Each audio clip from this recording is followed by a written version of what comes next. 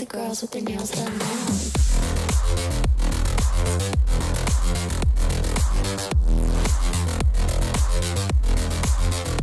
Girls with their nails done.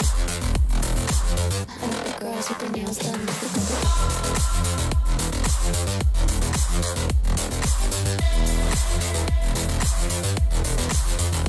Girls with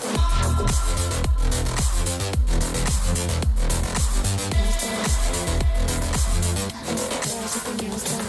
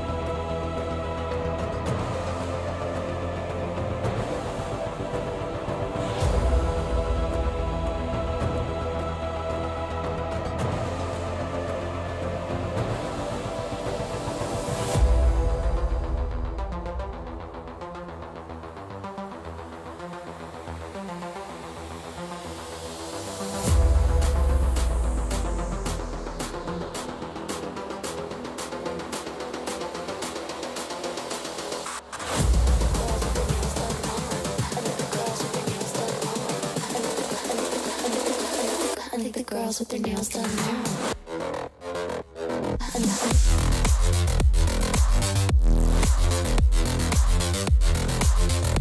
Girls with their nails done. I like the girls with their nails done.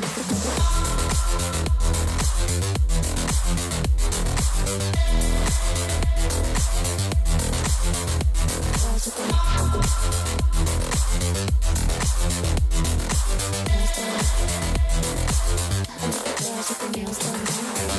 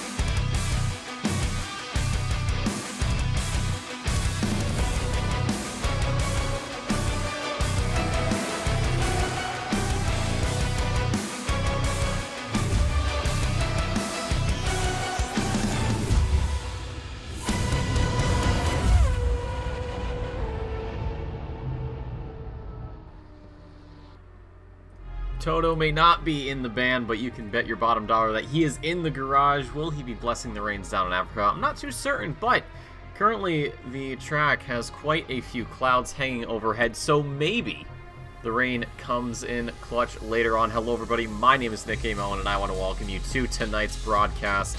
Unfortunately, Simon will not be joining us here tonight. He's had some stuff come up, so he has to attend to that. So should be back here next week, but I'd like to welcome everybody into the broadcast. Hopefully you're having a great morning, afternoon, evening, whatever it may be for you guys. We're glad to be back here in the booth after our time away. We're just getting to the end of free practice now, so we will be hopping into qualifying for that when it comes time. Obviously this track here I have a lot of history with. A track that I certainly enjoy, and I will always and forever never get over the fact that turn 1 isn't really a turn, but it is a turn according to pretty much every official source. Yeah, these drivers getting some times down right now. Julian on top with that 41.82. Sutter is in second, Cuthbert in third. Had a couple of new drivers added on. Mark Moskovich, number 94 from Conquest Racing. He's making his OR debut here at Kyalami. Currently sitting 6th, so for a new driver, that's a pretty good indication of skill. And then another one, Peter van Beberen from the Netherlands, who is joining us his first race, of course, taking here in South Africa. We've had a couple of updates since the last time out. So I know before I had talked about some drivers would have silver in their class ranking, like this man right here, Daniel Rochfeld. And I said that that was going to be for drivers who had yet to be placed anywhere. We made some changes internally within the OOR. We've decided that silver is going to be its own class. It's sort of a bridge between Pro and Pro-Am, so if you're looking to see how all of that's going to line up, it'll go Pro, Silver, Pro-Am, and Amateur. We found some drivers didn't really fit into either, so we just said, you know what, we're just gonna make its own separate thing, because there were drivers who were Pro who were maybe struggling a bit, and then there were Pro-Ams that were exceeding what we would expect even top-end Pro-Ams to do, but not quite Pros. So, like I said, we've gone through, we've decided to make a new class, so instead of a three-way class fight, it's going to be a 4-way fight. And that is going to shake things up a lot in terms of standings. Speaking of which, from last week out of the Hungary, of course, it was that 2-race event. A lot of action there.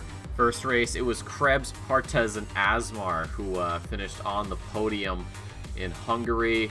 For the silvers, it was Cairns, Dorn, and Naderpel. In the Pro-Ams, Azerskis, Florindo, and Julian. And then for the amateurs, it was Rochfeld, Fedka, and Louis. And then for round number 2, Partez and Asmar moved up a spot, and Lemos actually found himself 3rd overall. For the silvers, Cairns again, Naderpel and Dorn just swapping places. For the Pro-Ams, it was Florindo, Williams, and Julian. Azerskis, of course, did not have the best run there, so he had to fortunately get subbed out in a way. And then for the amateurs, Rochfeld, Fedka, and Brun, who made it onto those 3 steps of the amateur class podium. We push over into qualifying. Ladies and gentlemen, there is rain on the circuit. It's going to increase in the next 10 minutes. And, well, then it's going to go down. But 30 minutes out isn't really going to mean much of anything. Drivers not getting into the track as quickly. Of course, waiting for, actually, it'll be Alexander Sutter that decides he's going to venture out and be the pioneer of the Kyalami circuit.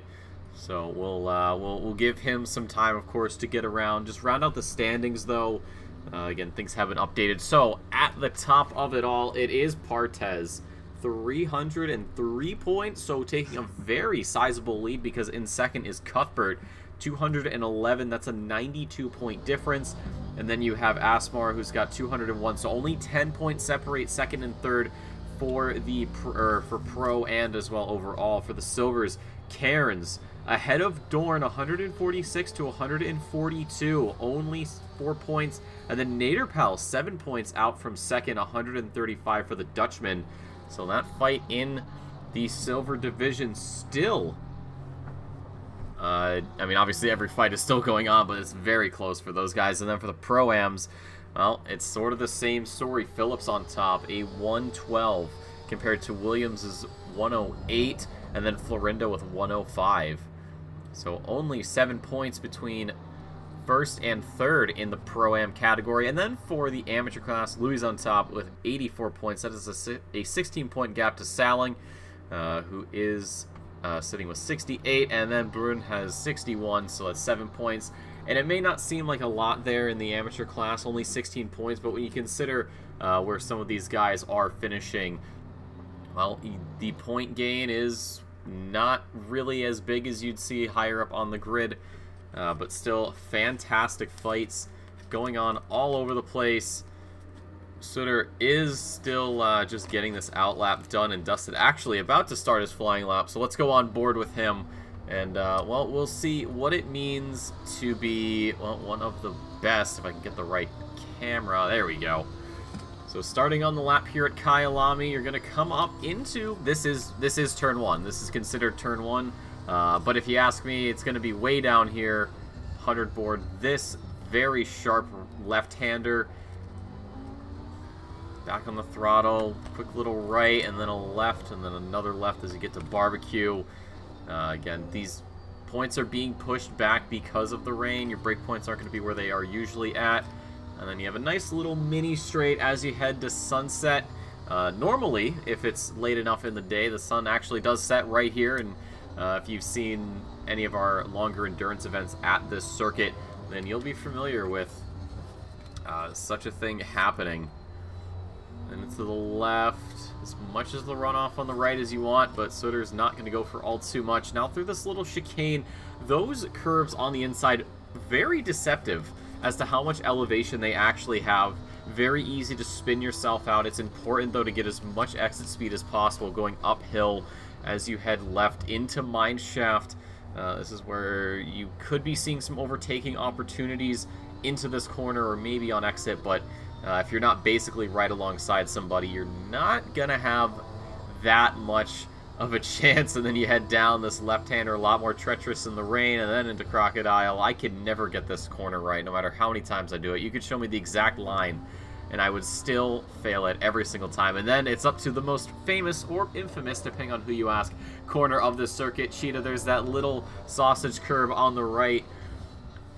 Get as close as you dare, but too much, and you're going to spear clear off to the left. And at that point, well, either you're dead or your lap is dead. Either way, Sutter gets around that and the final corner just nicely. A 150.33 is bested immediately by Abelsted's 49.36.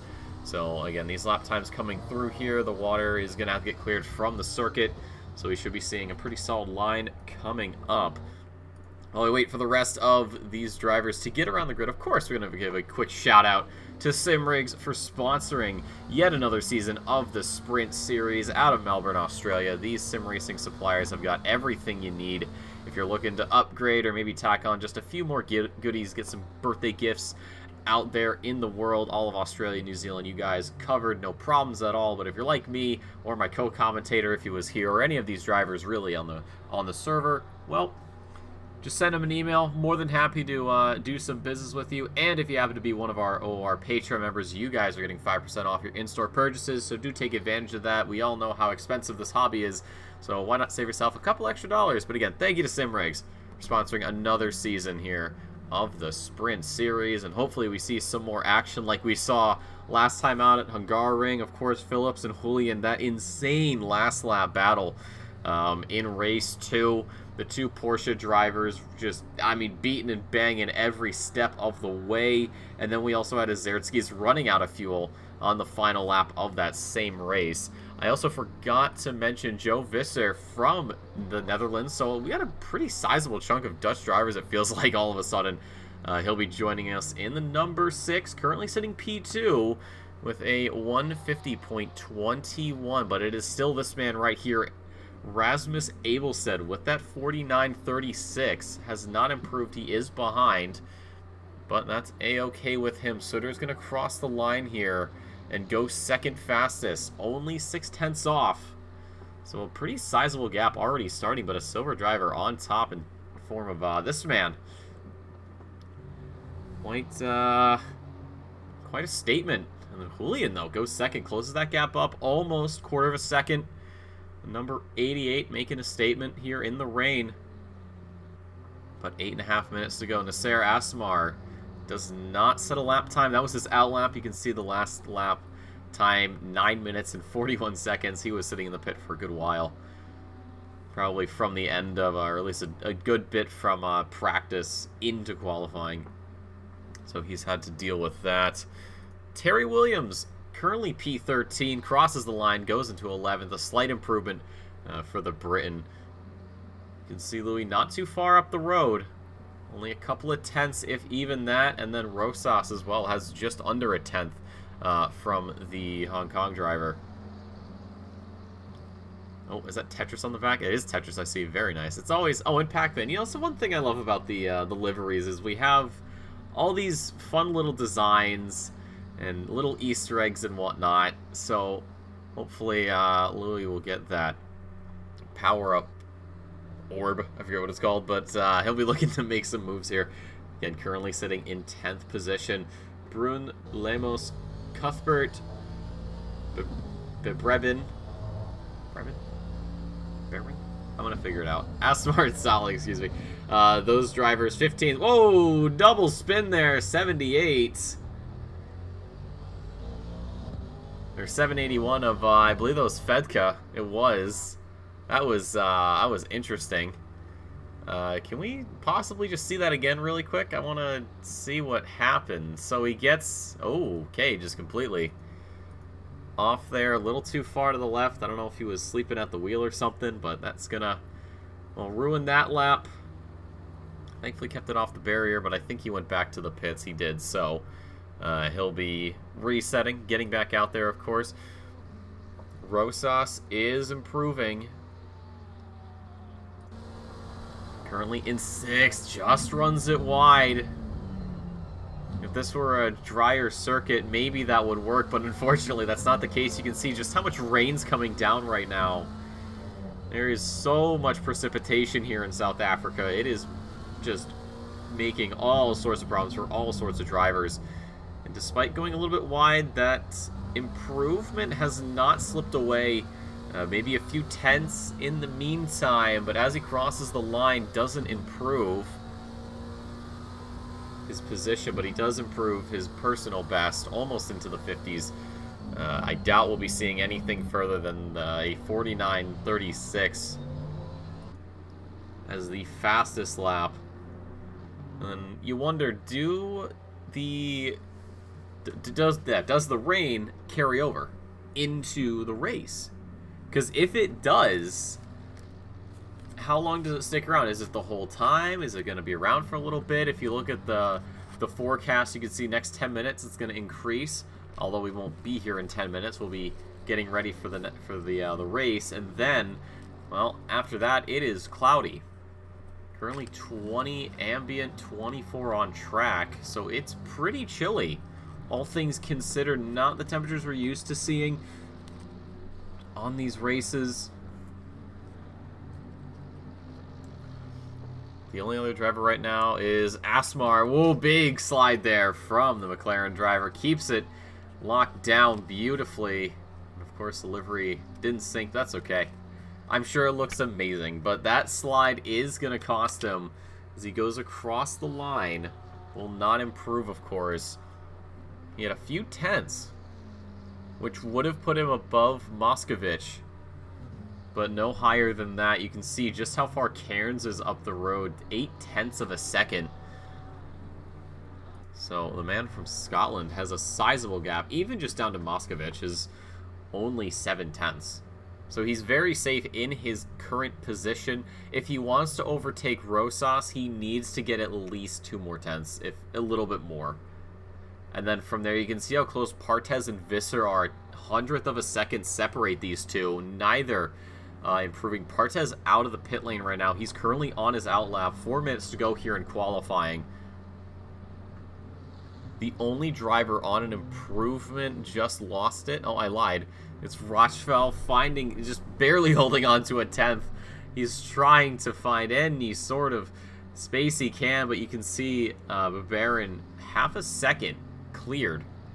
Oh, but he's found a pretty sizable chunk of time. Does that convert? No, it's starting to dip, and it's dipping, and across the line, it's only going to be a 53.87, and that gap remains about 2/10. Only other driver right now, Partez, out on circuit. You can see Partez was way off the track, probably, yeah, losing grip. Again, these wet conditions make things very tricky. But yeah, across the board, looking at all the deltas right now, I mean, it's either blank or it's red. There's no improvements right now. It's just all misery and pain. Julian, for a split second, popped the 10th extra, but that's not going to be along for the ride, unfortunately. Ricardo Florindo from Portugal, sitting in position number 10. He has pushed the fellow McLaren 37 down a spot to claim a top 10 start. You can see the Silvers showing up and actually kind of showing off compared to their pro driver counterparts. Maybe we need to have a little bit of a switch. But yeah, it's just official. The highest to lowest classes, it goes Pro, Silver, Pro Am, and Am. However, that's pretty difficult. Or, that's not difficult. That's just surprising. And then you got a few way down the grid. Brun and Cuthbert have yet to set a time. What is happening here? The Dane around the corner. Is this lap going to count? Will he get a qualifying time in? As he crosses the line, no, he will not. He's having a lot of problems out there. Ryan Cuthbert as well. But is running pretty well here as he goes through Crocodile. Heads up to Cheetah, two of the most dangerous animals here in Africa, of course. And, well, we'll see if this man can make the safari a little bit safer as he rounds the corner. Rounds Cheetah, then the final corner. So this, ideally, should be a valid lap time. It's going to be pretty difficult for him to overcome much of anything. Goes into P12. A 10th off of Louis and the 10th free from Williams. So really, it's all on this man right here, Victor Brun, to try and, well, give us a full grid of 20 qualifying cars. Of course, even if you don't set a time, you still qualify for the race, but you know, you got to have some pride in being like, you know what, I may have been the slowest, but at the very least, I set a time. Rounding down to Mineshaft right now, we have not had a lot of movement. We've got a few positive deltas, though. Asmar, Cuthbert, and Lemos, all of whom in the green. Same with Naderpal for a second. Brun way off the road. He's got to hurry back to the start-finish line if he wants to have a chance at another lap, but he's parking it up. I think that's going to be it. We see one of the Aston Martins sliding around. That was Julian really pushing it. But that has gone pretty south pretty quickly. Cairns does not improve. He was in the pits, but he does have an extra chance, so he is going to be using this to its fullest potential. Bruno Lemos, one of those drivers who was on a improvement time, started to fall off the pace a little bit. He had a couple of tenths. Now he's losing a couple of tenths. Cuthbert as well struggling to find extra pace here as he heads through Cheetah. I gotta say, Cheetah is so much easier in the Bentley because you can actually see the corner, and oh, there it is. The Scotsman pulls into the pit lane. That lap over, under, and out for him. Bruno Lemos has some heat. Does he go all the way up into the top 10? It couldn't be possible because of the gap from Florindo to Louis, but he's got a very good bit of time that he can play with as he crosses the line. He's sitting in 14th position, and he goes up into 11th, clears Louis 25 thousandths of a second. And from 9th to 12th, it's all McLarens out on circuit. Who is still out there and running? The 73 there of Sailing comes across, stays in position 19, as well across the line. I believe that's the 40 of Naderpal, the 511's in the pits. The 88 has just swamped out there. So all that's left right now is the 22 of Cairns, but the big thing here is that he's not on an improvement at all. Over 2.5 seconds back, and ladies and gentlemen, that is going to push us into the race. 70 minutes on the clock, and 2 mandatory stops coming in here at South Africa. And if you know me and you know this broadcast, then you know exactly what time it is. And it is time for the ever amazing and always fun to do grid walk. See what fun things drivers have in store for us. But of course, the main reason is to look at the starting grid and look at who's going to be where and how this race is going to play out. 20 drivers showing up here tonight. Always nice to have these guys showing up, showing out, showing what they've got under the hood and on top of it as well. Like I said, 70 minutes on the clock, 20 drivers, 2 mandatory pit stops. That means you have to change tires twice.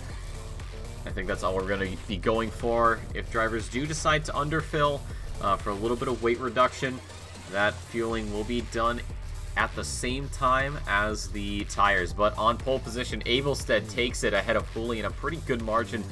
Just a little over a quarter of a second there at the end. Sutter and Partez are going to be 3rd and 4th position. Visser in his first time out is going to be going 5th fastest. So making a statement there, Rosas has to settle for 6th position after all is said and done. And then Cairns in 7th place, the number 22, having some problems at the end, spinning out, sliding out. Mark Moskovich, a debutant, starts in the top 10 with an 8th spot for him. So that is setting the bar pretty high for himself. Then it's Asmar in 9th, and Florindo rounds out your top 10 in 11th. It is going to be the fellow Portuguese driver of the 10th place driver. It's Bruno Lemos with Ricky Liu from Hong Kong, keeping him nice and cozy there on this rather chilly and damp Thursday. And then it's Cuthbert and Williams, 13 and 14th. Fedka, Nederpel, Barbarin, and Rochfeld. That's going to be all the way down 15th to 18th. Sailing is 19th. And Brun not setting a lap time.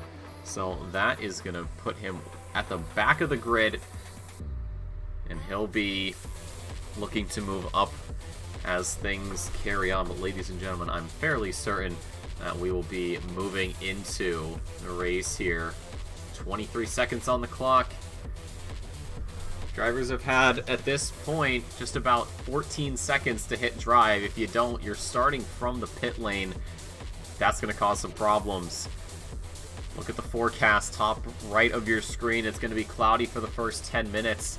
But 30 minutes into this race, it's going to start raining. So at that 40-minute mark, we're going to see the rain coming down. Asmar not hitting drive. So he starts from the pit lane, messing with his setup, and that's going to cause a whole heap of problems. So everybody from 10th below, you guys are gaining a free position. Congratulations. No safety car, so Abelstead will act as such a safety car. And this track's still very wet. If we take a look at the side of the car, I do want to see. I'd be surprised. But you can see on the side of the car, normally you'd be seeing a blur of yellow there around the wall of the tire, but there isn't. That means these guys are on the wets. So if you're ever looking at a car and you're thinking to yourself, are these guys on wets or are they on slicks? If you see a blur of yellow, you have your answer. If there's yellow, it's dry, and if there isn't, it's going to be pretty damp out there. And again, 70 minutes. 2 mandatory stops.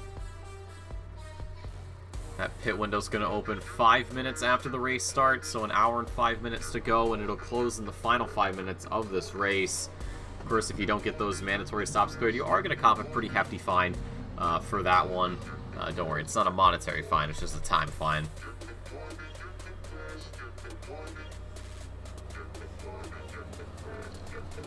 But it is up to these drivers to figure out what their strategy is going to be for this race. Who goes in where? You can see Wets there. Confirmed on Abelstead. Amos lines up 10th. Down mine shaft. We should be going double file here. We are. You can see everyone's starting to line up. Important to make sure you're behind the right person and not leaving too much of a gap. You can see all the spray being kicked up even at this low speed. It's going to make things quite treacherous. You think going down into turn number 2, how much more difficult are things going to get? How much more terrifying could this circuit be? And then you have this turn right here, Cheetah, in the wets at the start of a race. There's no clean line. Well, relatively clean line. So it is going to be a corner that you will be seeing a lot of coasting and a lot of wide lines just to maintain any sort or any semblance of purity and sanity and anything else that's peaceful. But it is Abelstead, a very commanding pole position from Julian Sutter, Partez Visser, Rosas, Cairns, Moscovich, Florindo Lemos, and of course Asmar starts from the back, and it's green, green, green here in South Africa. It's an amazing getaway for the top 2 drivers. You can already see the Porsche there of Vischer starting to get a good bit of speed there onto Sutter, down into turn number 2, 3 wide there for a moment. And the Mercedes parks it up on the inside. We have one of the McLarens going way off the grid and having a collision course with another McLaren and one of the Ferraris. I didn't quite see who that was. I believe that might have been not Cairns or Rosas. It was someone else. It could have been Lemos. But that has been pretty much the only incident that we have seen so far this race. And behind, you can see a couple of battles. The times are going to be rolling through here, so this scoring pylon will be updating as well. You can see the Ferrari there of Bartez, all sorts of problems, trying to keep it together down through Sunset. Rochfeld in 15th with Cuthbert behind him. So we look up the grid a little bit. I think it might have been Florindo, actually, who went off. It is. He had a huge slide down into turn number 2. Didn't quite see what caused it, but thankfully entered the circuit and didn't really kill anybody. It wasn't the best entry, but it really wasn't anything he could have done. He was all over the shop there. Couldn't slow it down. Wet grass at the start of a race. Cold brakes, cold tires. Lucky to get away without bowling everybody else. Sutter there is just off the throttle for an instant. Partez caught off guard by that one into Crocodile. That Ferrari, a lot of speed there, trying to find a way around the 511 right now, but hasn't really gotten it all too quickly around Cheetah. Like I said, you can see it's this coasting, it's this wide line. Nobody wants to even attempt anything. Naderpel, I think, had Cuthbert on the inside for just a moment, but that is short-lived. He does get around, picking up the position. Some rear end damage you can see on the 13. It shouldn't be affecting performance all too much, but down the front straight we go. That spray being kicked up, the rain coming in 10 minutes, in fact, so not 30 but 10. Into turn 2, things are looking very clean up ahead. So we have a couple of pairs starting to form already. Of course, Naderpel and Cuthbert, the 2 are looking at right now. Just up ahead, it's Williams and Florindo. You have Lemos trying to go down the inside of Moscovich, down into Sunset. Has to back out of that one, lose behind in the fellow McLaren. He too is going to be looking for some extra positions, but still a long way to go before that checkered flag falls. Still anybody's game. Julian has gotten around Abelstead, surprisingly. So despite the pole lap being a little over a quarter of a second, it hasn't actually given the Mercedes any sort of advantage. To the inside goes Lemos. He has to go defensive here as we head down into Mineshaft. He is not going to give this corner up that easily. Moscovich hangs it around the outside for as much speed as possible, but down we go. Hopefully these guys have brought their torches and a spare pickaxe. Navigating this part deceptively difficult, especially in the wets at speed. One slight mistake and you are gone, as these 2 have bolted away from the 37. A few tenths in between, up and over. Cheetah claims her first victim, but Louis decides to hold on. Full lock to the left keeps it pointed in the right direction. That was a hell of a save there from the number 37. We're going to take another look at that one from the onboard. Huge slide right over. That is probably the best case scenario for going into Cheetah and catching a claw or two. That could have ended so much worse. But he stays in position 10, surprisingly. So despite Fedka gaining a good bit of ground and actually having the position momentarily into the final corner, the pace there not on his side.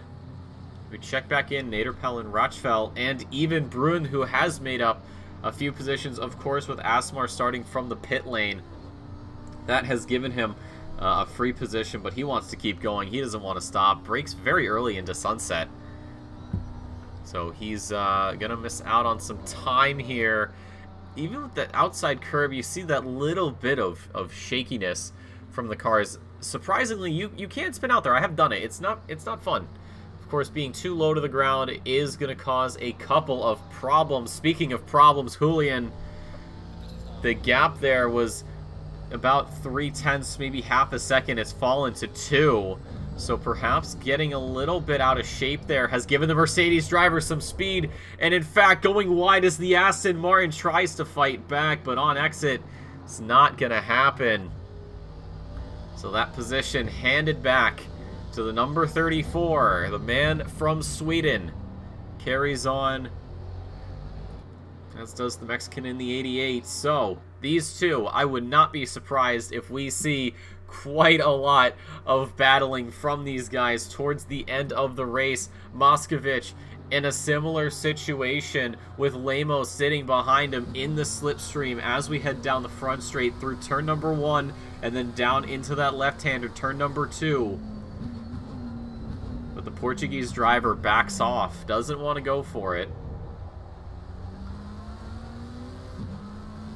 A little bit of lag there. Moscovich.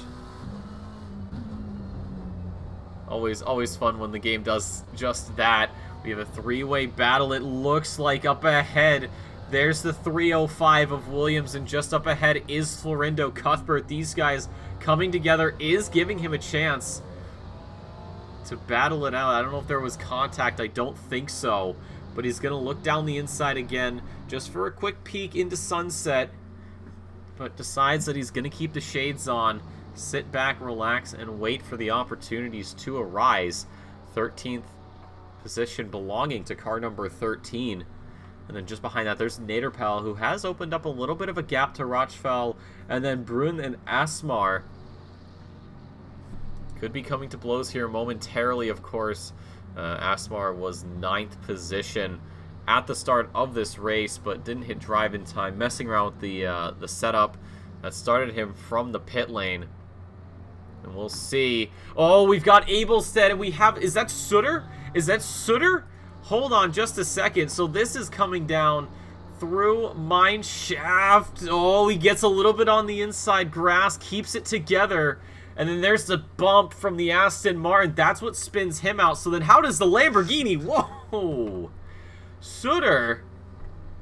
I think Sutter did the same thing on exit. And that Lamborghini still parked up. Yellow flags over at Cheetah. If I had to bet on it, I think he just got on the grass later on. That car losing grip, spinning out. Of course, these drivers are looking to keep things as close to the edge as humanly possible. And that's what happens when you just get a little bit too greedy, a little bit too ambitious. But then again, what is motorsport without a little bit of risk? But especially here in South Africa, things do not let up at all. And this driver right here, the number 112 from Denmark, Victor Brun, he is feeling that pressure right now from Asmar. The number 44, again, starting in the pit lane, has made a slow climb. Sutter is in the box right now. If I had to bet on it, maybe for damage, that was a very heavy hit on the side of Abelstead, who has fallen almost 6 seconds off the top spot. Julian, though, believe we'll be having some stewarding investigatory work that needs to be done. Down the inside, though, charges the number 44 through the chicane, hangs it on the inside, then the outside, gets the job done. In Asmar, another position, and we just have about 10 minutes of this race gone by. Terry Williams side by side right now with Cuthbert. Down mineshaft we go, but the drive is there for the number 13. He does have the inside line, should be taking this position. He's just got to be careful about the grass. Williams doing just that. Thankfully, not really at a point, and there's a spin there. The 40 of Naderpel also having some problems. So even here at Mineshaft, I was talking earlier about how deadly Cheetah can be, but it appears as though Mineshaft and Crocodile working together. We've had 3 spins in the last lap at the same spot, so these drivers, I don't know, maybe there's a puddle forming or something, I'm not certain. But we carry on another lap. Can't quite see it, but side by side, turn number 1. Asmar does have the inside line into turn 2. And that'll be a pretty textbook overtake. Kept it planted there, never looked back, never had any worry. And that's how you get it done. But Brennan, the 888 Porsche, you see some front end damage for him. He was chasing down Brun there for a moment, very close, but on exit I think he just got a little bit loose, and that has shoved him a little bit back, just about a second clear. So he will be doing what he can, salling Sutter in the pit lane. Quite some time. So hopefully nothing too bad. But right now we are seeing a lot of so we saw Terry Williams there for a second, I think. Oh, Terry Williams is off the road. What has happened here? The rain, it's not even the rain. There is rain. It's a little bit of rain. It's the wet circuit. So this is down into the chicane. Oh, there's so much understeer. The car front tires didn't even grab. Almost like there was nothing there at all. Thankfully was able to keep it forward. So this rain causing all sorts of problems right now. And it's just gonna get worse. And off the track there's Rochfeld. Rejoins the circuit, stays to the inside. Brun pulls up and has to go around the outside. Does have more speed. And the 101 just stays there. He's gonna let these guys by, not gonna fight it. He knows exactly what's gonna happen. We'll slot back into place. I don't know if Toto is on circuit right now, but they have been certainly blessing the rains down in Africa because it has been wet during qualifying. It was a period of stillness at the start of the race, and the rain started coming down. It's raining right now. It's going to continue raining even more in 10 minutes, and then 30 minutes from now, it's going to increase. These drivers are going to be in for quite a challenge, ever-changing track conditions. And you have to think, 20 cars on circuit, now 19, Sutter retires. You think 19 cars on the grid can only clear so much water. How much can they actually clear? Will there ever be a line that sort of forms that isn't as bad as the others? And if it's going to form somewhere, hopefully that good line forms here and down into Cheetah as well. Cairns doesn't get the best line through there. That pulls Partez in a little bit closer. Yeah, you really can't follow through Cheetah as closely as you might think in the dry. But we're seeing a very nice lull in the action. Drivers just getting into the groove, getting ready to churn these laps out for the next 56 minutes. Cairns, despite being behind, doesn't have a slipstream he can take advantage of. Terry Williams as well, with Remco Nederpel and Marco Rosas lurking in the shadows, and then just behind, it's Van Beberen, who isn't really close enough to do much of anything.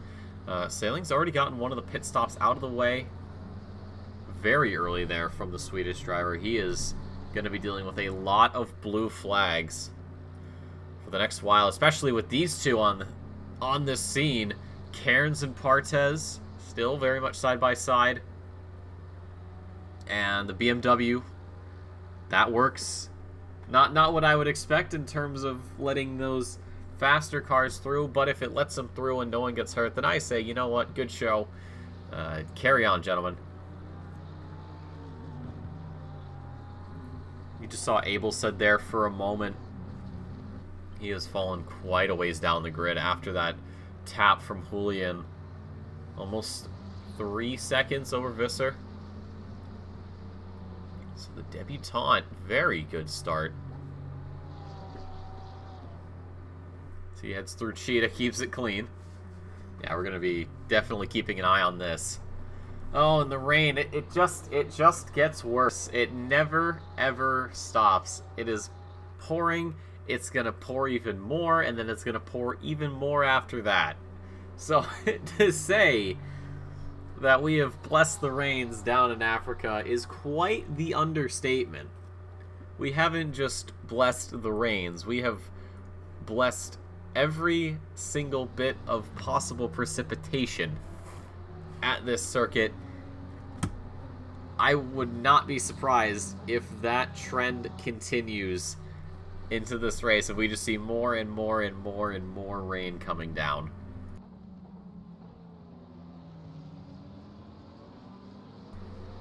But carrying on, Terry Williams starting to feel the pressure. Rosas a lot closer now. In this slipstream, you can see the spray being kicked up. The amount of rain falling down, all factoring into a very tricky circuit. A little switch back here from the Portuguese driver, very close on the inside as we head up the hill. Before we get to Barbecue, still very much on the inside, hasn't given this up, but as I say that, he decides now's a good time to back out and let it be the Porsche there, the 888. These guys fighting can take advantage. Getting call out from Sutter, the 511. The VR headset went fully black. That's not good. Usually driving blind is not what you want to do.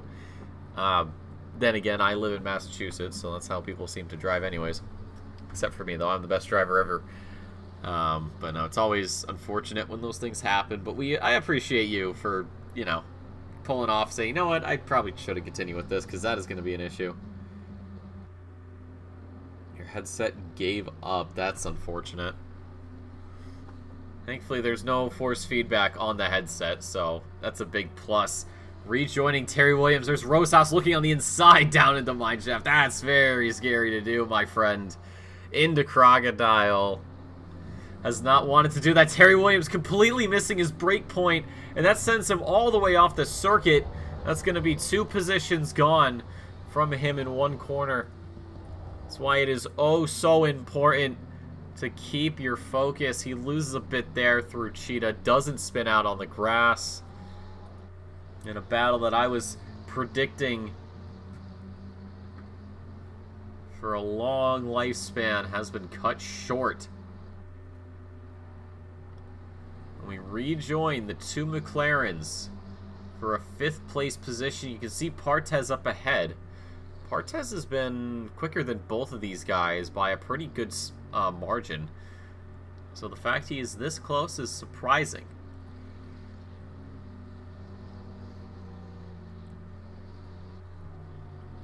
But yeah, it's really just these 2 right now. Everyone else is off doing their own thing right now. No close gaps. Just Cairns and Lemos, the 2 McLarens, keeping each other company, keeping us entertained a bit as they continue on. Last lap for Cairns was a 50.32, for Lemos a 49.18. So over a second. You wonder, did Cairns have a little bit of a moment looking on the inside? Lemos, oh, he's getting very antsy. He does not want to wait any longer than he realistically needs to. Through Cheetah, much tighter line. He's very confident. Compared to Cairns, you saw how wide the Scotsman was at that corner. And sticking to the inside Lemos still, but the exit speed does go for Cairns. And sitting offline is Lamos. We had a yellow flag for a moment. Didn't quite see who that was, of course, but that's cleared as quickly as it showed itself. But these two guys really putting up a fight for 5th place, and we still have 51 minutes of racing and 46 minutes for pit stops. Again, it is 2 mandatory stops. I would not be surprised if we see drivers coming in, or at least start to come in the next maybe 10 minutes. Try to split up the race, of course.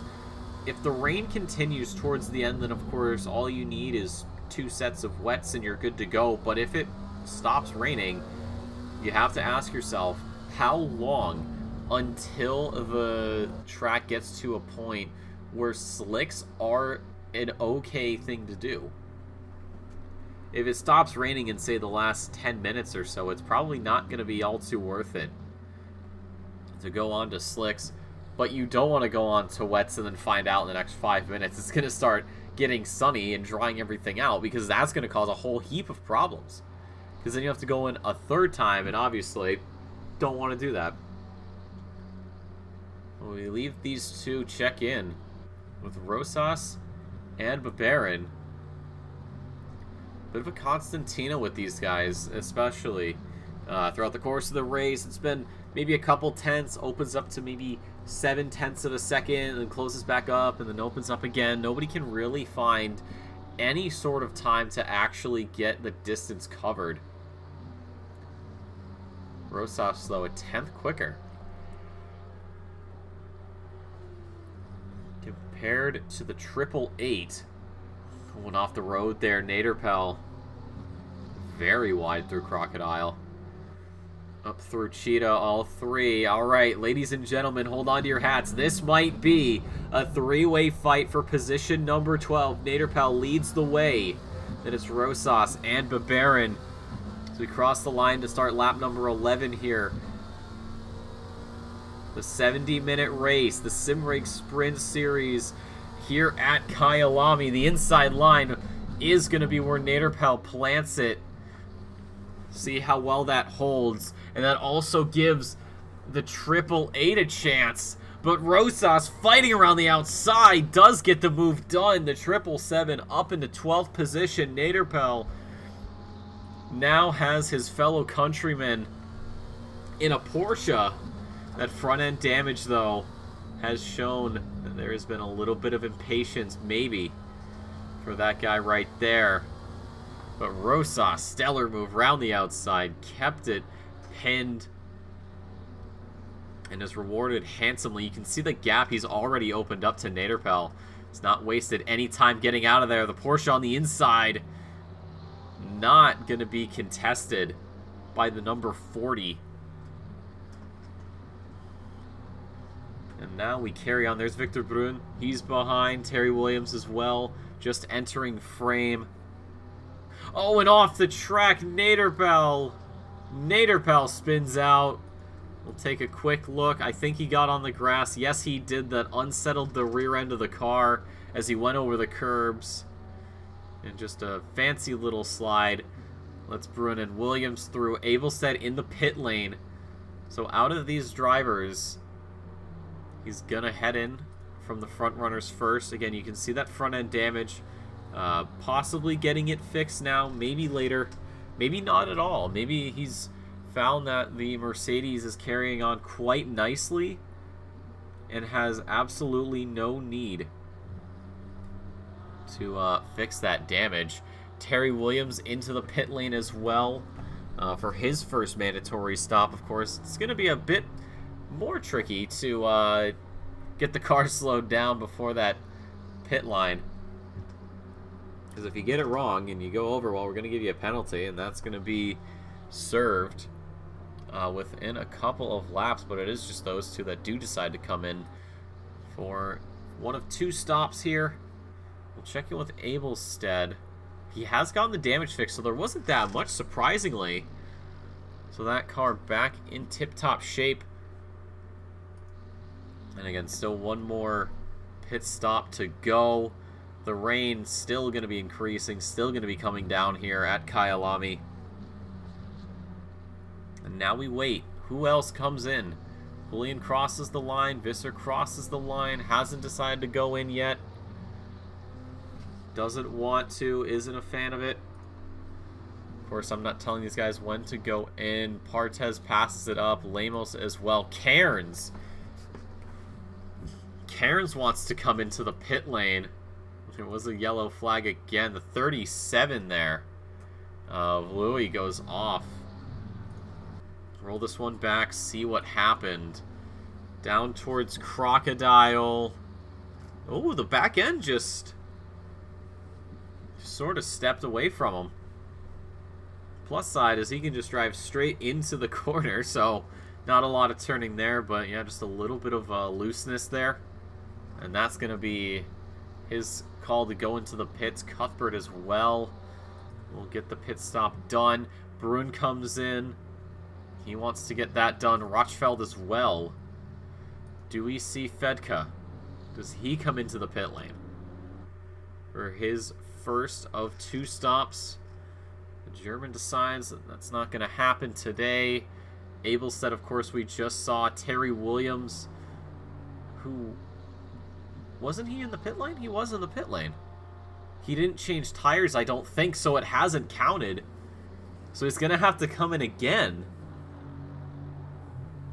to get this done. He's got a blue flag. He's got to let these guys through. Yeah, he didn't put on a fresh set of tires, so he'll have to pit again. And that's exactly what's going to happen. And I believe, yeah, Visser, who just went around, is going for that pit stop. We haven't seen any pit lane speeding infringements yet. Hopefully I didn't just curse anybody. Cuthbert coming out. I think he's pretty good on that front. So 4 cars in the pit lane, leaving now Rochfeld. Should be fine. Comes out position number 16. Brun getting off the jacks there. He's going to be having a very short drive to that pit exit line. Has looked pretty good. Moskovich comes in now. I thought for a moment he was about to go into the wall. So that leaves Julian, Partez, Lemos, Florindo, Asmar, Rosas, Baron, Naderpel, Fedka, who have yet to do that. We have the 44 off the circuit. That's Asmar. Oh, goodness. So it looks like he lost it through Cheetah. So that was a little bit before we checked in on him. So she claims, she officially claims a victim. As Asmar has to sit there, and then I believe, I thought he had spun out again after that, but is coming into the pit lane. And that's why Cheetah is so deadly, and even more so in the rain. And Ricky Lou, what is going on? Everybody is having issues. This is down mine shaft on the inside. And again, the back end of the car, it's losing grip or something. Uses the wall as a springboard. Comes back out. It's going to have some rear end damage, but shouldn't be too much of a hindrance. Thinking maybe that the wall there was...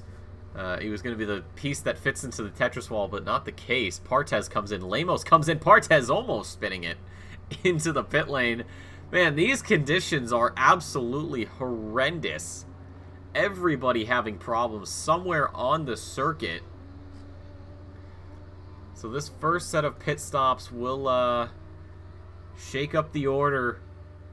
And again, that leaves Fedka, Baron, Rosas, Florindo, and Julian that have yet to pit. You can see the McLaren there. That's Naderpel in the 40. Letting Brunon through. Moskovich comes out of the pit lane a long time ago. He is just climbing the hill now. The camera would catch up. There we go. As he heads to mineshaft. Hopefully these drivers keep it together here, especially at the bottom. I think Louis might decide that he'll maybe stay away from the inside line. Hopefully or that second instance was enough to remind him that, hey, you probably shouldn't. But yeah, these guys staying out. Julian comes around. Cheetah, does he decide to go in? No, he does not. Has a very sizable gap over Florindo. This is almost a full minute over the other driver. This man on a mission. Of course, the driver in second, Abelstead, is in ninth right now. So despite the spin and the smash from Sutter, of course, not malicious. It was the wet conditions spinning him out, so not malicious. But yeah, that's caused some issues. Louis in the pit lane, probably for damage. You can see the front end's a little banged up, and of course we saw the tail end of the car take a pretty sizable hit there through Crocodile. Florindo comes into the pit lane, so that'll extend Julian. You wonder, does he come in on this lap?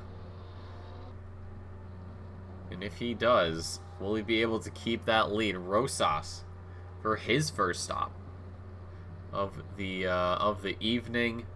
And that just leaves this man right here, Babarin, and Fedka, and Julian, who have yet to pit. So we'll stay here with the Mexican driver for a minute and see if he does come in. Because the gap he has over second place, even with Visser commandeering that spot, could be enough time. If not, though, how much longer does he actually stay out? I mean, if he's looking to drive these tires into the ground, he's certainly going to be doing just that. Passes up the pit lane once more. So he is looking to this man right here, Visser, the number 6, running in position 2 right now, seeing how much he can actually cheat up with this. Fedka into the pit lane, and Moskovich. Will this be the final stop for the number 94?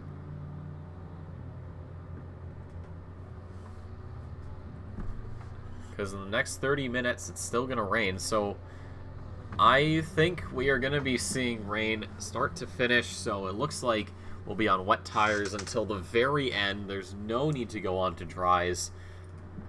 Louis clears both of his stops. He's back out there. Hopefully he can keep it pointed in the right direction and keep it out of the barriers. I know Barrier is usually pretty lonely, but sometimes it's okay to leave him by himself. So, we look now. Cairns and Abelstead. A battle starting to maybe brew. As we head down. Last lap, Abelstead had just about a second over Cairns, but Barron comes in for his first of 2 stops. That just leaves Julian. When does the Mexican driver come in? How late is he willing to do that first stop? And then you keep in mind, there's still another one to do. The rain will continue 30 minutes from now. Let's look at these lap times. So across we go. Cairns does a 49.39. Abelstead does a 48.41. So again, almost that full second, and he's only 0.6 or so from the very back end of that McLaren. And this is the battle for the top spot in the silver class. Of course, the top spot in Pro very much looking to go one way. For Pro-Ams, just Harry Williams on circuit, so he's already at the top there. But look at Barron up in position number 10 for the amateurs. He has done an excellent job. Really making a name for himself here in the OOR. A lot closer now is Abelstead looking to the inside. Does make the move. Over the curbs he goes, trundling along. And that is over, under, and out. Abelstead into the top 5. Cairns into position number 6. Second place in the silver class for the number 22. Abelstead looking to maybe catch up to Lemos, but he has a lot of distance to cover. in the next 36 minutes. He's only about 10 seconds behind and is lapping 0.2 quicker. So I don't know if it'll be possible, but again, these conditions, anything is possible. The rain gonna be letting up a little bit in the next 30 minutes, but it is gonna it's gonna increase one more time within the next 10. But with everything being the way it has been, these drivers are coping quite well with the conditions, and Julian finally comes into the pit lane for that first stop. He has almost a full minute ahead of this man right here, Joe Vischer from the Netherlands. So we'll see where he comes out. You can see the Ferrari there in front. I believe that's Fedka, and the 781 that he has to get around. If we look, yep, 781, so it's going to let him on through. So let's see, is there enough pace under the number 6 to actually get around? Julian's still in the pit lane, definitely watching the split there and seeing this Porsche just inch closer and closer and closer to him. But finally, the pit stop is cleared. Julian crosses the line there to get the lap done. Here comes Visser. Out of the final corner, he can see the Aston Martin emerge from the pit lane, but he's not going to be close enough to overtake. So that was timed beautifully by the number 88, and he's just got to do it one more time before the end. But Visser's tires have had more time to get themselves sorted out compared to the Aston Martin. So while these next couple of laps are going to be a bit... Oh, I thought for a moment he went a little bit wide. While these next few laps are going to be a bit cautious from the 88, I don't think it's going to be anything he can't handle. But right now, Florindo Cuthbert, the battle. Position 8 right now. Florindo's last lap, a 50.27. Cuthbert's a 49.07. So over a second faster for the number 13. So we go into that final corner. And on exit, you can see Rosas ahead. Do these three come together as well? Rosas just did a 49.555. So that is slower than Florindo and slower than Cuthbert, who just did a 49.07 again. Or no, I'm looking at the best times. I am dumb. A 50.14, excuse me, for Rosas. A 50.93 and a 49.15 for Cuthbert. So yeah, it's still the same thing. Asmar into the pit lane. Final 33 minutes. Going to get that final stop cleared, possibly. Again, this rain, it's just going to keep coming down. It's warmed up a bit, though. It's gained 1 whole degrees Celsius in the ambient and about 5, I think, on track. So helping out somewhat. Probably not a lot, but just enough to make things a bit more bearable compared to what they were early on in the race and even through qualifying.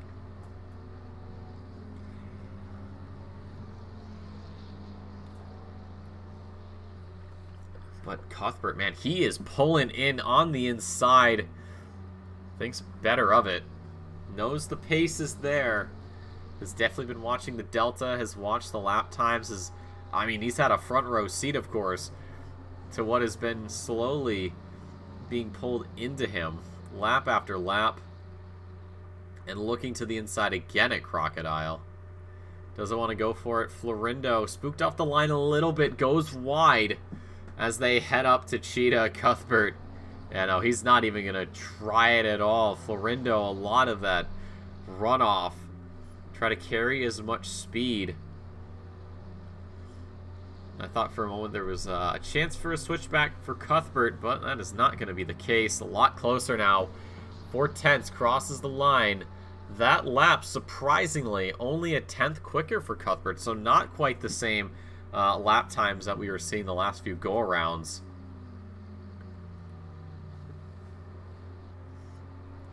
So Moskovich, Asmar, and Louis all finished their stops. There was a bit of a touch there. Cuthbert had the run, but there was not enough room. So for now, Florindo uses that little bit of a bump draft, if you will, to get around. We check in here. Asmar getting around some lap traffic. I believe that's Lemos just up ahead. That is Fedka being a good driver, letting these guys through. At least I'm fairly certain it's Fedka. No, it is not Fedka. It was Terry Williams. My apologies. Doing good, letting these guys through. Checking back, though. These guys, this is pretty much where the battle's at for position number 8.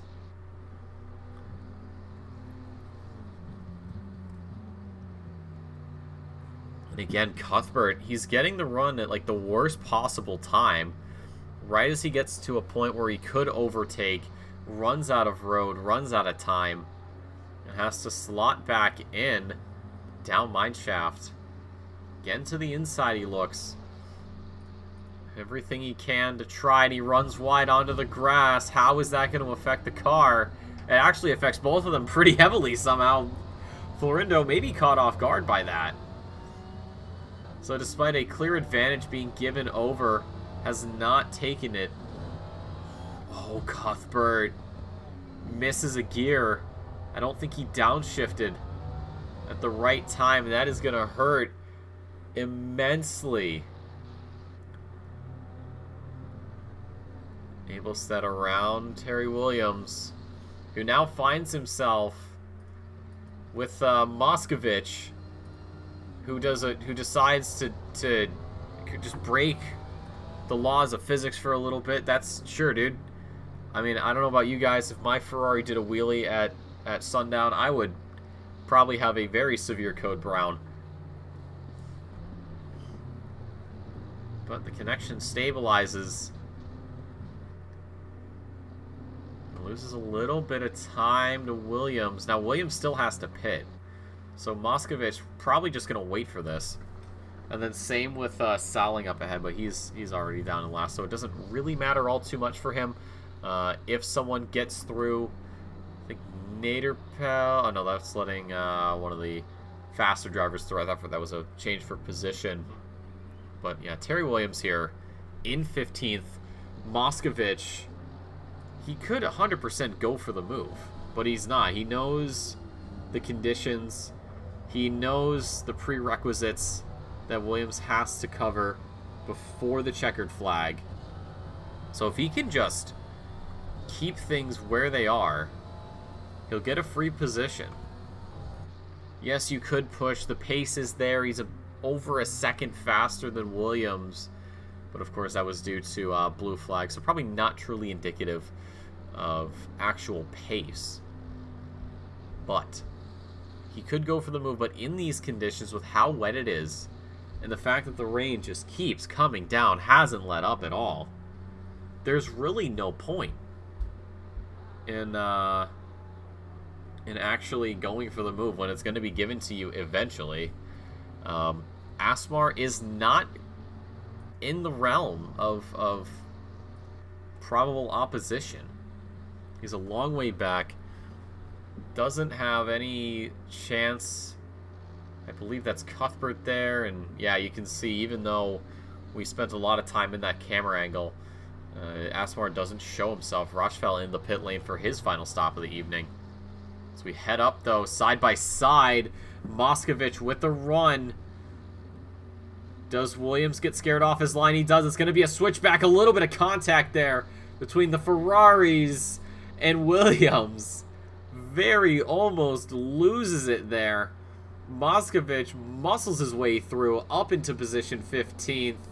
So he is not going to wait for the pit stop. He's going to get the job done now. And Williams has to let Cuthbert through. So that's going to be even more time lost. Yes, Moskovich will have to let Cuthbert through, but is it really going to matter at that point? I'm not certain at all. Partez, third position. Check in with Florindo and Cuthbert.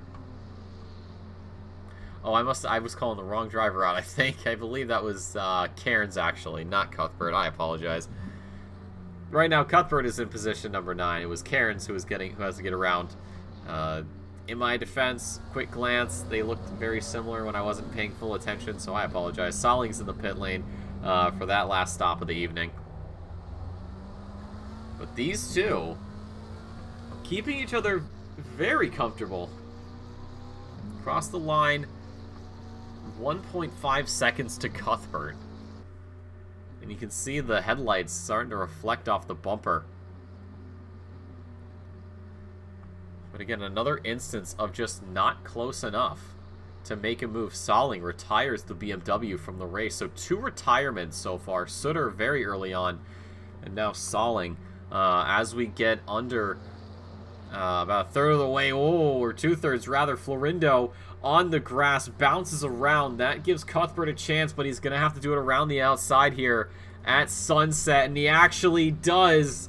The grip is there for the Ferrari, and Cuthbert, a brilliant move around the outside, usurps 8th from the number 4, and now he can start carrying on. Those lap times, even his best lap time, is still a good bit ahead of Florindo. So it was a case of when. It appears to be right then and there. Fedka letting Abelstead through. I don't believe Moscovich is close. No, he's only it's actually pretty sort of close to Fedka. We'll see what the official timing is, though, as we cross the line. 6.5. Fedka... This could be another spot here for the Briton. But again, I mean, that's a long distance to cover. 20 some odd minutes to go, and he does have to let a driver through. That's Cairns. Got it right this time.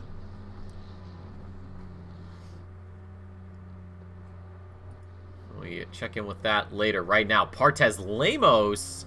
This is for the podium. This is for the final spot on the podium here. The Portuguese driver pulls up to the pole.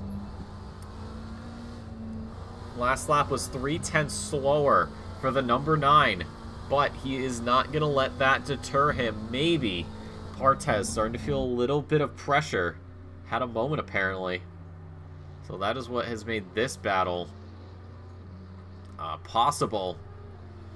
But with this pressure, does Partez crack? Can he hold the foundation?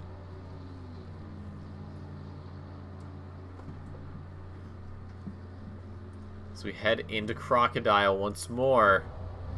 Oh, slight switchback. Lemos with the exit. Up to Cheetah, however, doesn't want to go for it. So he is showing his hand. Wants Partez to know that he is going to be here for a very long time. So yeah, Partez... That last lap, a 2-minute .002, of course, with the moment. That makes things a little bit skewed. 51.49. So we'll see what the next couple of laps look like. We'll see if the pace is there for Lemos to actually overtake. It's one thing to catch the driver. It's another thing to overtake them. And well, with someone like Partez, that is quite tricky. Down to Sunset. Oh, way offline there. That's going to lose a whole heap of time. Terry Williams in for that final pit stop. And the rain will slowly be letting up. So, like I said earlier on, it's going to be rain start to finish. So a new set of wets have to go on. Julian, long way off. Or long way up the road, rather. From Visser. Or no, actually he's not. Hold on. Wait, Joe Visser, 8/10. And Williams with the penalty from the speeding the pit lane gets taken away, will be swapped out, I believe, by the end of it. And this is Babarin and Florindo for position number 9. So these battles starting to come together now. But again, a lot of these will be diffused simply because of the pit stops that still have to be served from 1st to 13th. In fact, those are the drivers that still have to get a fresh set of wets on. There's Julian, a big slide there from the Aston Martin as Visser continues to sit behind. That gap was 6/10. It's gone down to 2/10. Abelstead, Cairns into the pit lane. The battle for the lead continues on. Visser off his line, off his break point. So Julian has a bit of breathing room. But do those lungs have enough capacity to carry him to the end? Rachfeld, Asmar, position 15th as we head into turn number 2. No spacing at all. There's spacing. There's not a lot of room, though. Asmar, though, does fire it on the inside. To the outside, back to the inside, and Asmar gets the move done beautifully. Beautifully orchestrated there from the number 44. Gets it done, gets into position number 15. And now he's just got to start pulling away. These guys have cleared their stops, so they are going to be set for the checkered flag, hopefully picking up a few more positions as these final, at this point, 11 drivers have to get a new set of just about 20 minutes to go here at Kyalami. The rain will still be around until the end of this race. Florindo and Babarin. The gap has opened a little bit, and it has stayed. And you can see just how cautious these guys are into some of these corners.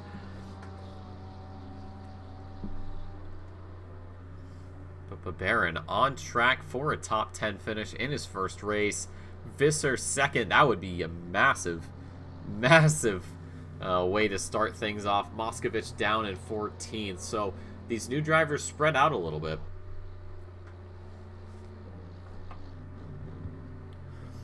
Partez is in, Brun as well. So that just leaves Naderpal, Fedka, Babarin, Florindo, Cuthbert, Rosas, Lemos, Visser, and Julian. I wonder if what will happen is either Visser mirrors Julian and comes in, or if one of these guys comes in and the other has to get a mega drive on that lap to try to prevent the undercut. If it's Julian that comes in, Visser has to start really pushing that Porsche. If it's Visser that comes in, Julian has to push the Aston. A lot of things easier said than done. Rosas is in, Brun, Fedka, like I said earlier. Partez, I believe, is out of the pit lane. Yes, he is, so he's got that cleared out. He's good to go. Till the end of the race. Top 2 pass up the pit lane yet another time. So that leaves Naderpal, Babarin, Florindo, Cuthbert, Lemos, Visser, Julian. Those are the final drivers that have to come in. Rosas still in the pit lane, and as I say, that gets off the jack, so he's going to be out and about. Fedka, hold on. Fedka has a lot of damage on that car. You could see it as one of the drivers came out of the pit lane. It was Rosas. You saw the front end, so we'll have to look at that and see what happened, because there was a lot of front end damage there on the Ferrari. Probably, you know what, if I had to take a bet, if I had to really guess, I would say maybe Cheetah. I could be wrong, though. Lemos into the pit lane. Final time for him. So that'll be... Yeah, you look out the back. Look at the hoods popped. That is not the not the condition you want to be in any capacity. Moscovich coming around for another lap. Is lap 2 down from that top 2. You can see, surprisingly, oh, Cuthbert comes in. See, Julian and Visser already have they've both lapped the field, and there should be another lap being tacked on. So let's see. Either of these drivers, could they be blinking now on board with Julian? He goes in. What is Visser's response? He mirrors him. They both come into the pit lane. Oh, and Julian bounces off the wall. So it's a very slow side-by-side battle down into the pit lane. Could that be exactly what Vischer needs to get the overtake done? Look at how far up his pit box is. If he gets it stopped up perfectly, 100% can make it happen. Fedka out of the pit lane. Cuthbert as well. Florindo still sitting there. That means Baron and Naderpel have to come in. So we look to both of these drivers right now. Visser and Julian. Julian's out. Alright. Is there enough time? Does the Porsche? It's off the jacks. It's moving side by side. Vischer gets the overtake done in the pit lane.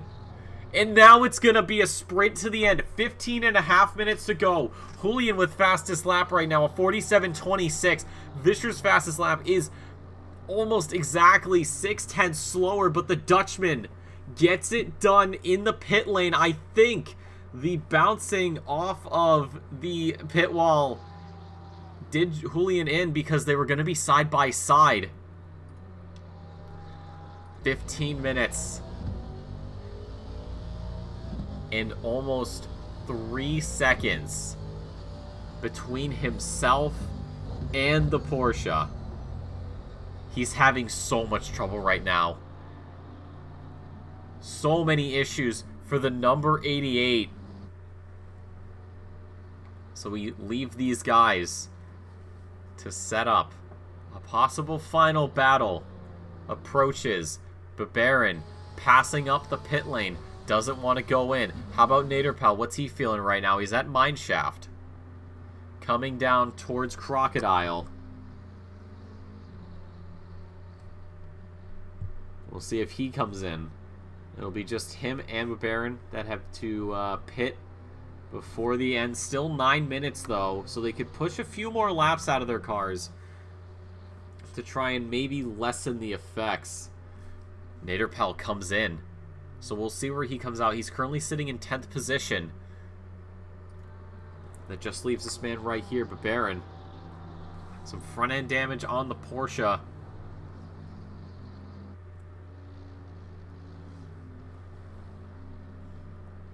He is going to be the only driver who is yet to pit for that last time.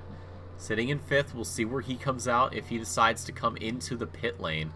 This gap opening up, it's just about it's a little over 3 seconds, so Visser's found some ground that he can use.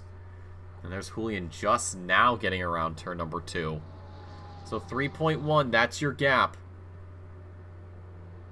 How much more does that play into it? Naderpel losing a couple positions to Moskovich, Asmar, Rochfeld. You just heard him drive on by.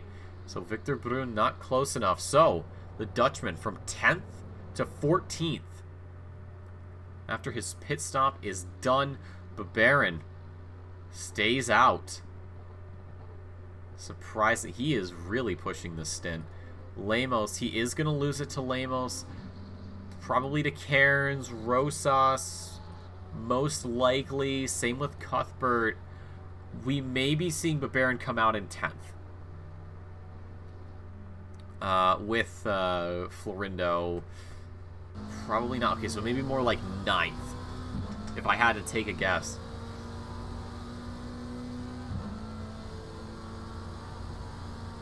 But we'll have to wait, of course. Still 7 minutes or so for the for that pit window. Of course, if Bavarian doesn't come in, that's going to cause a lot of problems, because that'll mean one thing and one thing alone, that he has not cleared both those stops. He will cop a penalty for that. And those are pretty hefty penalties. We don't see them. I think we've maybe seen them, at least in my, I think I've been doing OOR for about 2 years now, both on, well, I did a season on track, and everything since season 6, or after the end of season 6 or 7 was in the booth. I think I've only seen one person not get a mandatory stop out of the way. I mean, it is pretty difficult to, you know, have that happen, that you forget but it again, has happened once, and I'm sure it's happened to other drivers elsewhere in the ACC world. Julian has lost a lot of time, 4.2, and it has to update. What is it going to look like? 4.3, so it's little increments that Visser is finding compared to his opponent. If there was only one pit stop, would this have been possible? But Baron comes in to the pit lane, so let's see what happens. Lemos lazily around the outside, doesn't have to worry about anything. We check it with Iwan Cairns. The Scotsman rounds the corner, he'll pick up a place. Same with Rosas and Cuthbert. Of course, being careful with turns such as Cheetah. There's Terry Williams in the background, so we look to Florindo, who is just about to go down the mine shaft here at Kyalami. I don't think he's really that close. I think Baron should be fine. If there is a lot of damage, then of course, or relatively a lot of damage, then he will be sitting there for a while, but I don't think so. I don't think he'll want to go for the fix. Still on the jacks, and now he's off the jacks, so the damage is still there, so it hasn't affected the performance that much. Florindo coming around the final corner, getting onto the power. Where is the Porsche? Is the Porsche cleared? It has cleared the exit. There it is, just going into turn number 2 now. You can barely see it, almost blends in a little bit, and then takes a nice wide left, and then this big blue blob shows up.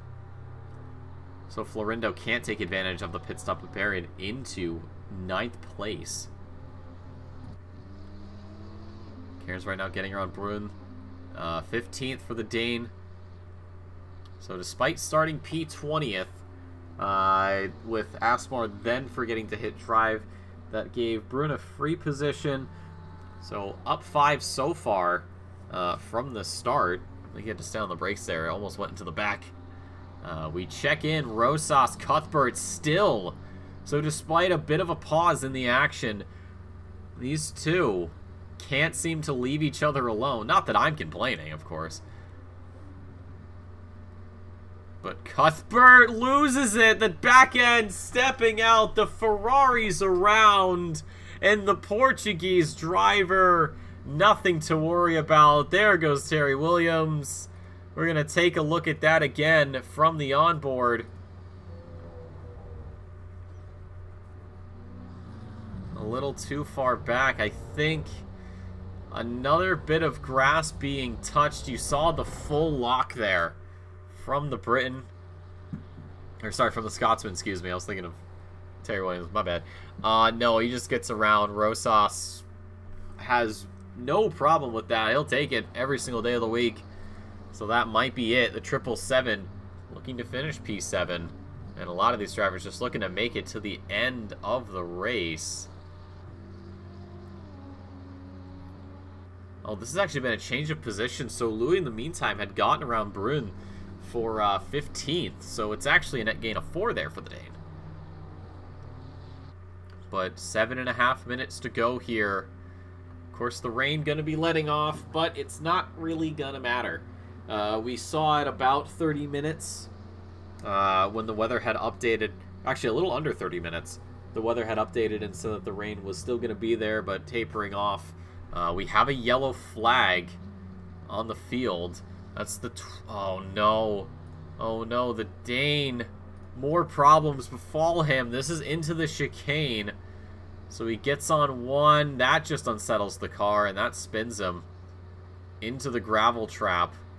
Not a lot of speed, though, thankfully, so he doesn't go slamming into the wall. So that is just going to cause a whole... another bit of pain for him. Has not really been the afternoon he's wanted. Down into position 17. Terry Williams overtakes. There's Fedka. But Fedka's a lap down, so it really doesn't matter. But Terry Williams, 10 seconds, hangs over his head. So if the number 112 can just stay, of course, within that 10-second gap, he is going to gain a free position. So crosses the line. What's the gap looking like? 3.4. That's manageable.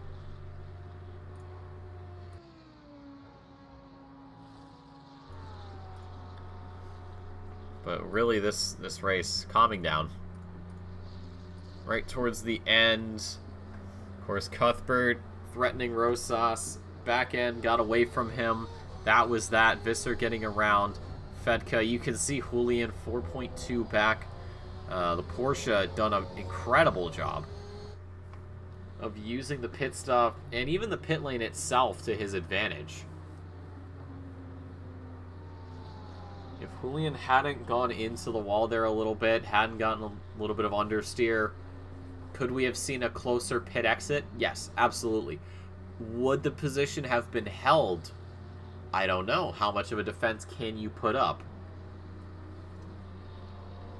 But the pit window officially closes in 20 seconds. Not like there's anybody that really needs to go into the pit lane. There's Visser up the hill. There's Brun on the inside. Trying to get out of the way. He is just going to let the Porsche on through. Sticks to the outside. And, of course, slotting back into position. There's Fedka letting Julian through. And now 5 minutes remain here at Kyalami. And Aston Martin, everything he's got under the hood, everything he's got with those tires in the cockpit, in the engine, in the electronic system, everything to overcome 4.7 seconds in 4.5 minutes. I mean, he's got to take just about a second and then some out every single lap, but Visser, his laps have not been... Oh no, actually, they've been pretty quick. Comparatively. His was only about 500s, but that was only because of a blue flag that he had to get around. So he has nothing to worry about at all. Of course, got to keep it going. He's lost a few tenths, though. He was 4.7, now 4.3. Does he have a little bit of pressure being applied? While not immediate, of course. Nope, it's gone back up 4.5, so he's gained a couple tenths. So, yeah, probably just a weird line or something that made things a bit more difficult. Julian gets around. So the only car in front of him for the time being, of course, is this Porsche, but there is Terry Williams up ahead. He's going to be causing some issues, at least for Visser, for a moment, and then he'll have to do the same for Julian. Down mine shaft again. But what an incredible drive for the Dutchman here. Hasn't wasted any time. He got around the man he needed to get around and just pulled away slowly but surely. I mean, even then, it was a very quick start out of the pit lane, and then he just used that to its fullest advantage. So when Visser comes around the next time, it'll be final lap. And there's Terry Williams getting out of the way.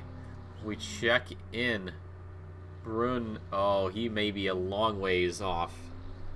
Well over 10 seconds behind Williams. Let's see what it is. Crosses the line, 11.8. So he's got to find 1.8. We'll just say 2 seconds rounded up to get the job done. If he wants to take advantage of the penalty that Williams has. There's Fedka going a bit wide. He has had quite the disastrous afternoon. He had extreme damage, as we saw some of the other drivers getting pit stops done. So he was in there for a long time getting his Ferrari serviced.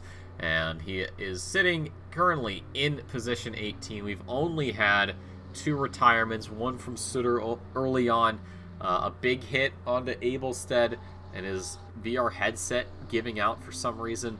And then we had Salling drop as well, the BMW. So out of the 20, only 2 will not see the checkered flag. So Terry Williams has let Visser through. He's going to have to let Julian through as well. The gap is 4.5, and then you saw to Partez, it was 42 seconds from the lead, which is just ridiculous, if you ask me. It's absolutely insane. But through Cheetah, Visser goes. Now keep in mind, he comes around.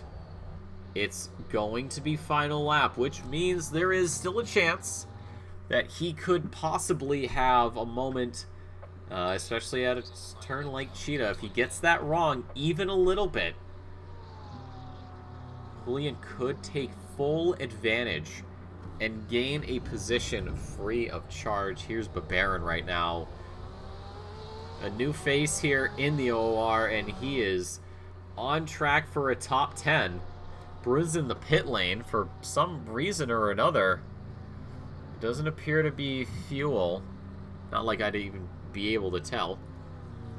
Maybe underfilling a little bit. We'll see how long he actually sits in the pit lane for. Because if it's for a good bit, then it's probably going to be damage or something. Nope, it looks like he just didn't have enough fuel to get to the end of the race. So a quick little splash and dash, and on to back on the Kyalami circuit. That's what can happen. Just get it a little bit wrong, your calculations. You got to come in. Thankfully, won't be losing a position to Fedka, but I mean that's a little embarrassing. I won't lie. So thankfully, he's able to keep going. But there is Cuthbert getting out of the way now. When Cuthbert comes around, that'll be the end of the race. So he will not have to go around again. I believe behind him, that's Louis in the McLaren. That is the number 37. That has been a very interesting race for him. But Visser, through Cheetah for the last time, nails it beautifully. He's just got one more corner to navigate. But Joe Visser, the number 6 from the Netherlands, gets the overtake done via pit stops and is going to win here at Kyalami. The gap down to Julian, not enough to overcome. The Mexican comes home second place, and it's going to be almost 6 seconds cleared.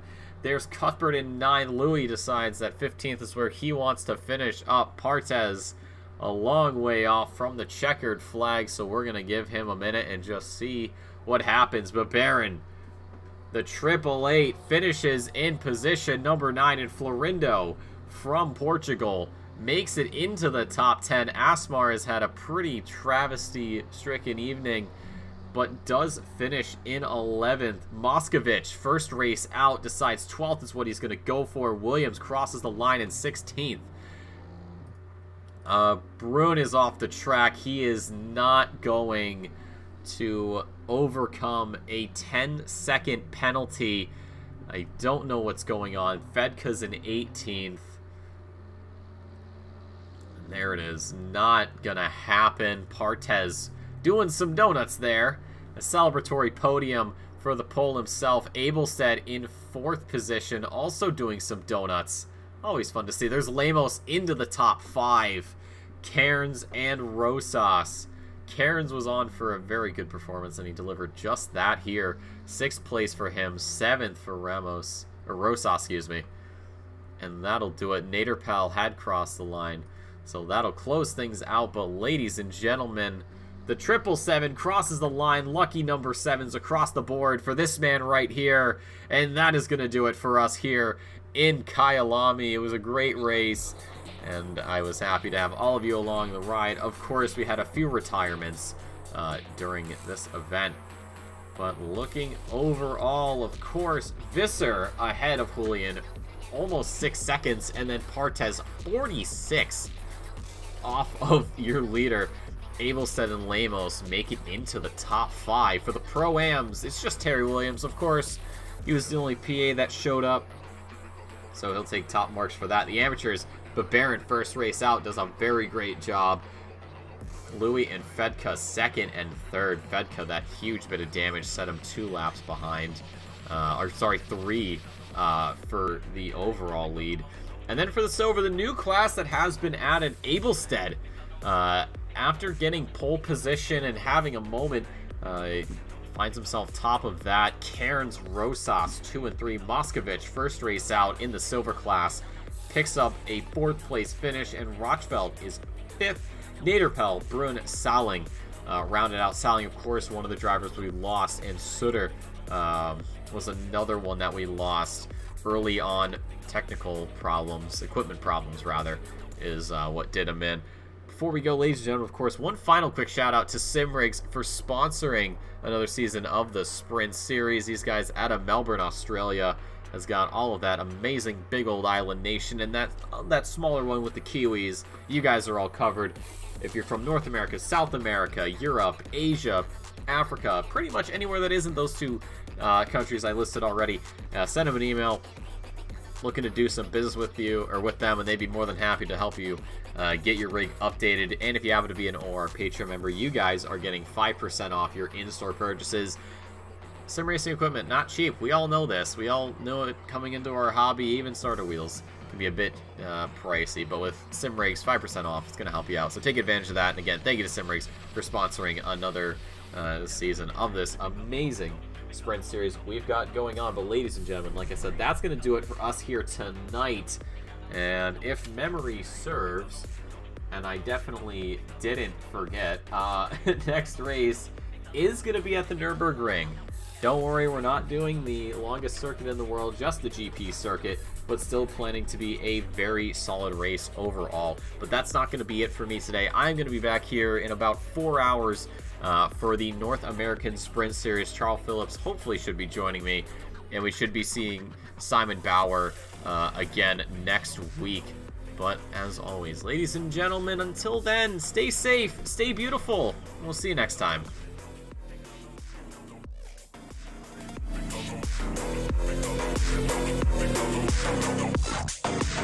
We'll be right back.